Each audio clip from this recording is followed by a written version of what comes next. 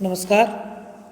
आज हम बात करते हैं भाषा के विविध रूपों की, भाषा के प्रकार और रूप। इससे पूर्व हमने भाषा की परिभाषा, प्रवृत्तियाँ और भाषा परिवर्तन के विभिन्न जो कारण या भाषा विकास के विविध जो आयाम रहे हैं उनके बारे में हमने जाना।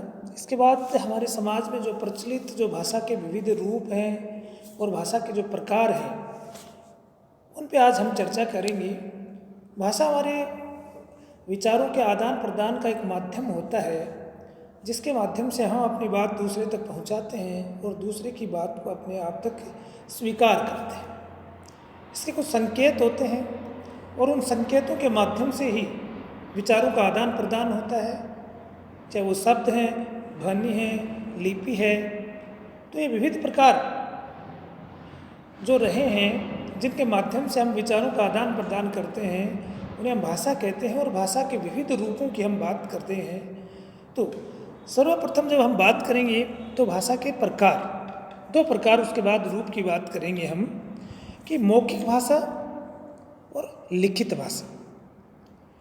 पहले मौखिक भाषा का जन्म हुआ, उत्पत्ति हुई। और मौखिक भाषा का तात्पर्य है कि हम अपने मुंह से कुछ बोलते हैं, अगला सुनता है, अगला बोलता है, हम सुनते हैं।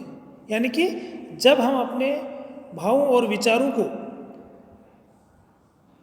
मुंह से बोल कर के व्यक्त करते हैं तो भाषा के इस प्रकार के स्वरूप को मौखिक भाषा कहते हैं। मौखिक भाषा का जो रूप है या जो प्रकार है उसकी सबसे बड़ी न्यूनता है कि वो स्थायी नहीं है, उसको सुरक्षित नहीं रखा जा सकता है, वो परिवर्तनशील है।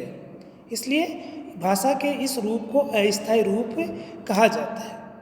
जैसे गाना सुनाना, बातचीत करना, भाषण देना, फ़ोन पर बात करना, कविता सुनाना, दैनिक वार्तालाप, टेलीविज़न पर उद्घोषक आदि भाषा के मौखिक भाषा के उदाहरण हैं, जिनको हम केवल सुनते हैं। उसकी लिखित सामग्री हमें प्राप्त नहीं होती है। तो उस समय अगर हमने सुने बगैर रह गए तो उसके बाद उस संदेश को जानना हमारे लिए मुश्किल होता है, क्योंकि वो अस्थायी होता है। उससे जो प्रत्यक्ष जो प्रसारण है उस समय अगर हम कहीं भटक गए, अगर ध्यान हमारा भंग हो गया तो हम उसे नहीं सुन सकते हैं। दूसरा रूप है, प्रकार है लिखित भाषा। यानी कि जब हम लिखकर अपने मन की बात को प्रकट करते हैं, लिपि चिन्हों के माध्यम से जब हम हमारी बात को लिख कर के दूसरे तक पहुंचाते हैं भाषा के माध्यम से, लिखित भाषा के माध्यम से, तो उसको हम लिखित भाषा कहते हैं। भाषा के उस लिखित रूप को कहते हैं, प्रकार कहते हैं। और लिखित भाषा जो होती है उसका सबसे बड़ा जो लाभ हमें ये होता है कि वो स्थायी होती है। उसमें जो सुरक्षित जो साहित्य है, जो ज्ञान विज्ञान है या दर्शन है, वो लंबे समय तक कालजयी होता है, सुरक्षित रहता है, भाषा का स्थायी रूप होता है। अब हम भाषा के रूपों की बात करेंगे। भाषा के विविध रूप सामान्यतः जिनके बारे में हम सुनते भी आए हैं, सबसे पहला जो रूप है जिसकी हम बात करते हैं, मातृभाषा। बहुत से लोगों के मुख से हम इस बात को सुनते भी हैं कि मातृभाषा हमारी ये है, मेरी मातृभाषा ये है, मेरी मातृभाषा ये है। तो बच्चा जिस परिवार में जन्म लेता है वह उसी परिवार की भाषा को बोलने और समझने लगता है। वह भाषा उसकी मातृभाषा कहलाती है। इस मातृभाषा को वह जीवन भर कभी नहीं भूलता है। यहाँ पर मैं स्पष्ट कर देना चाहता हूँ कि कई व्यक्ति इसका अर्थ ये लगा देते हैं कि मातृभाषा यानी कि माँ की भाषा, जो जन्म देने वाली जो माँ है उसकी भाषा को मातृभाषा कहते हैं। लेकिन भाषा एक अर्जित संपत्ति है, भाषा एक पैतृक संपत्ति नहीं है। अगर मान लीजिए किसी बच्चे ने हिंदुस्तान में अपनी माँ की कोख से जन्म लिया और जन्म लेते ही उसे इंग्लैंड भेज दिया गया या चाइना भेज दिया गया और चाइनीज़ या किसी अंग्रेज़ी परिवार में उसका पालन पोषण हुआ, तो वो उसी भाषा, अंग्रेजी या चाइना भाषा को ही सीखेगा। वही उसकी मातृभाषा होगी, न कि जन्मदात्री माँ की भाषा उसकी होगी। यानी कि जहाँ पर बच्चा जन्म लेता है, जिस परिवार में पलता है, पोसता है, अनुकरण करके सीखता है, वो उसकी मातृभाषा है। अगर राजस्थान में जन्म लेता है तो उसकी राजस्थानी मातृभाषा होगी, अगर हरियाणा में जन्म लेता है तो उसकी बांगरू मातृभाषा होगी, अगर अलवर के क्षेत्र में लेता है तो मेवाती होगी, जयपुर के क्षेत्र में लेता है तो ढूंढाड़ी होगी। और इस भाषा जिसको वो सीखता है बचपन में, उसको जीवन पर्यंत याद रखता है। दूसरा रूप है कृत्रिम भाषा। किसी प्रकार की भाषा को रिकॉर्ड किया जाए तो ऐसी भाषा कृत्रिम भाषा कहलाती है। यानी कि रिकॉर्ड कर देना, फिर उसमें संशोधन कर देना, उसको कृत्रिम भाषा कहते हैं। कृत्रिम भाषा से छेड़छाड़ किया जा सकता है, अर्थात इसके शब्दों को परिवर्तित किया जा सकता है, इसकी आवाज़ को भी बदला जा सकता है। इसको कहते हैं कृत्रिम भाषा। अगली है कूट भाषा। अगला रूप है कूट भाषा। यदि भाषा को किसी कोड द्वारा निरूपित किया जाए तो ऐसी भाषा कूट भाषा कहलाती है, संकेत के माध्यम से। जैसे सेना में, युद्ध के क्षेत्र में, सीमाओं पर कोड भाषा होती है, संकेत होते हैं, उन संकेत के माध्यम से ही व्यक्ति समझ पाता है। ये हर कार्यालय का या हर जो संवेदनशील क्षेत्र है या जो कहें कि देश की सुरक्षा से संबंधित जो विभाग हैं, उनमें इस प्रकार की भाषा का प्रयोग किया जाता है, जिससे उस विभाग से इतर जो व्यक्ति होते हैं उसको समझ नहीं पाते। विशिष्ट भाषा होती है किसी विशेष वस्तु की भाषा विशिष्ट भाषा कहलाती है। जैसे कंप्यूटर की बाइनरी भाषा विशिष्ट भाषा है, जिसमें विशिष्ट प्रकार की ज्ञान पद्धति का अनुसरण उसमें किया जाता है। उसके बाद अगला रूप है व्यक्ति बोली। यानी कि ये भी भाषा का एक छोटा रूप होता है कि व्यक्ति द्वारा किसी भाषा को बोलने का तरीका व्यक्ति बोली भाषा कहलाती है। प्रत्येक व्यक्ति के बोलने की अपनी स्टाइल, अपनी शैली, अपना लहजा अलग अलग होता है, और उस अलग लहजे और अलग शैली के कारण ही व्यक्ति बोली का एक रूप हमारे सामने उभर करके आता है। अर्थात हम कह सकते हैं कि कुछ व्यक्ति किसी भाषा को अपने स्टाइल में ही बोलते हैं, तो ऐसी भाषा व्यक्ति बोली भाषा कहलाती है। और उससे हम पकड़ भी जाते हैं कि कौन से क्षेत्र का व्यक्ति कहाँ का है। उसके बाद हम कहते हैं विभाषा या उपभाषा। ये भी भाषा का एक रूप होता है।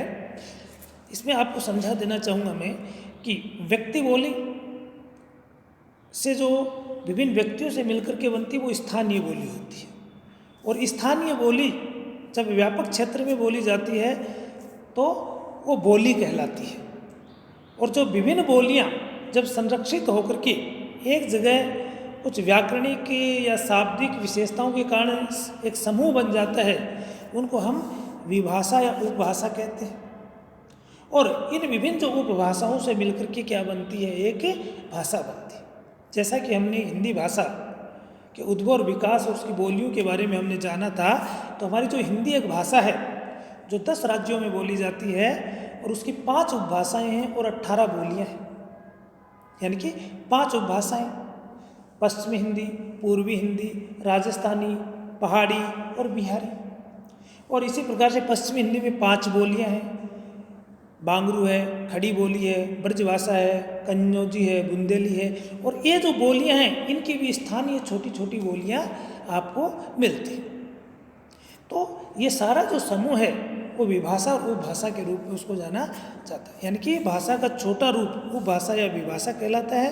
भाषा को 5 उपभाषाओं में बांटा गया है, जो कि आप देखते हो कि जो हिंदी भाषा के बारे में अगर हम बात करें तो 5 उपभाषाओं में उसको विभाजित किया गया। पश्चिमी हिंदी, पूर्वी हिंदी, बिहारी, राजस्थानी और पहाड़ी। अगला है राष्ट्रभाषा। राष्ट्रभाषा और राजभाषा, भाषा के कहें कि मजबूत रूप इनको हम माना जाते हैं।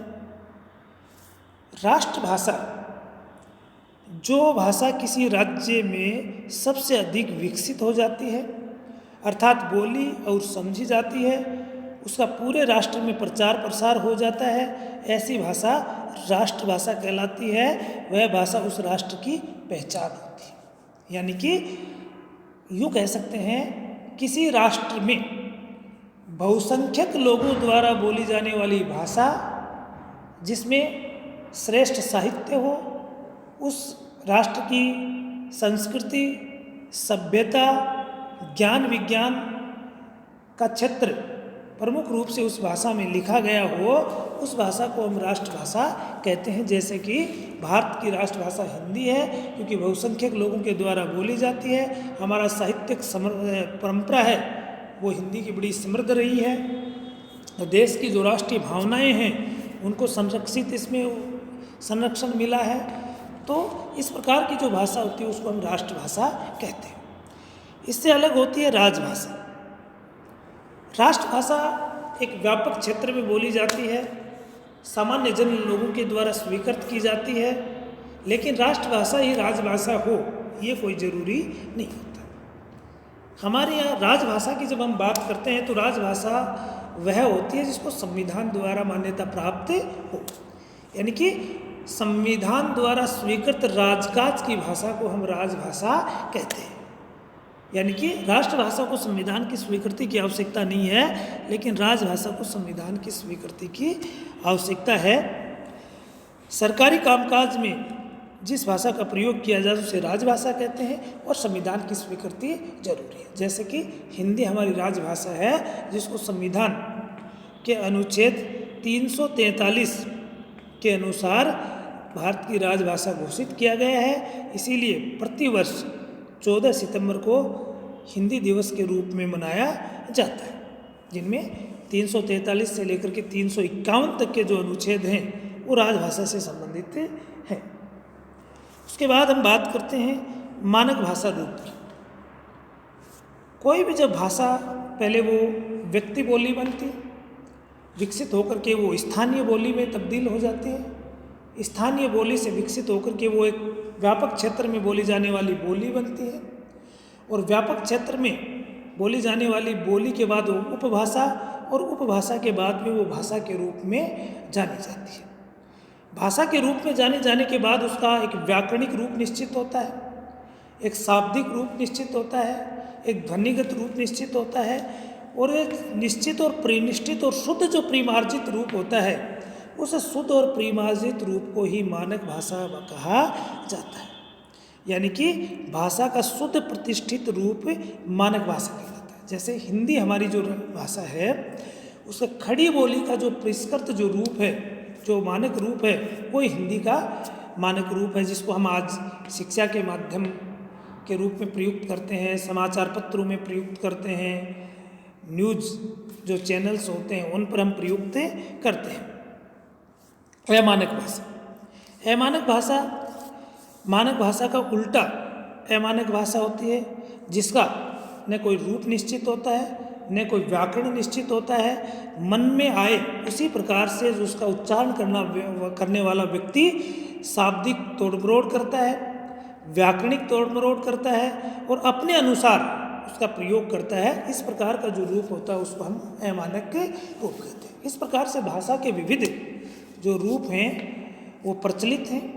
मानक भाषा के रूप में, अमानक भाषा के रूप में राष्ट्रभाषा, राजभाषा, व्यक्ति बोली, उपभाषा, विभाषा, ये सारे जो रूप हैं दो प्रकार हैं, लिखित भाषा और मौखिक भाषा। इसके साथ ही हम एक रूप की ओर चर्चा करते हैं, संपर्क भाषा, जो आज के युग में बड़ा जरूरी हो गया। संपर्क भाषा का जिस भाषा के माध्यम से हम दो व्यक्तियों के बीच विचारों का विनिमय होता है, दो राज्यों के व्यक्तियों के बीच विचारों का विनिमय होता है, दो देशों के लोगों के बीच विचारों का विनिमय होता है, या एक ही भाषा को जानने वाले दो व्यक्तियों के बीच विचारों का विनिमय होता है, या दो देशों में रहने वाले या अलग अलग भाषा भाषी जो लोग हैं वो अगर जिस भाषा, एक कॉमन भाषा के माध्यम से अपनी बातचीत करते हैं तो वो उनके लिए संपर्क भाषा होती है। जैसे चीन में चाइना बोली जाती है, फ्रांस में फ्रेंच बोली जाती है, भारत में हिंदी बोली जाती है। जब ये लोग मिले तो हिंदी बोलने वाले को फ्रेंच का ज्ञान नहीं है, फ्रेंच बोलने वाले को हिंदी का ज्ञान नहीं है, तो वो क्या करेंगे कि अंग्रेजी का प्रयोग करेंगे और अंग्रेजी भाषा के माध्यम से अपने विचारों का विनिमय करेंगे, आदान प्रदान करेंगे, अपनी बात दूसरे तक पहुंचाएंगे, दूसरे की बात स्वयं सुनेंगे, स्वीकार करेंगे, ग्रहण करेंगे। तो उसके लिए जो प्रयुक्त की गई जो भाषा है वो संपर्क भाषा है।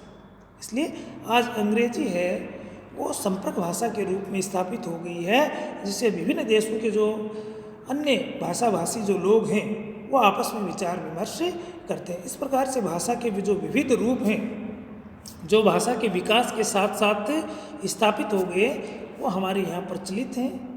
धन्यवाद।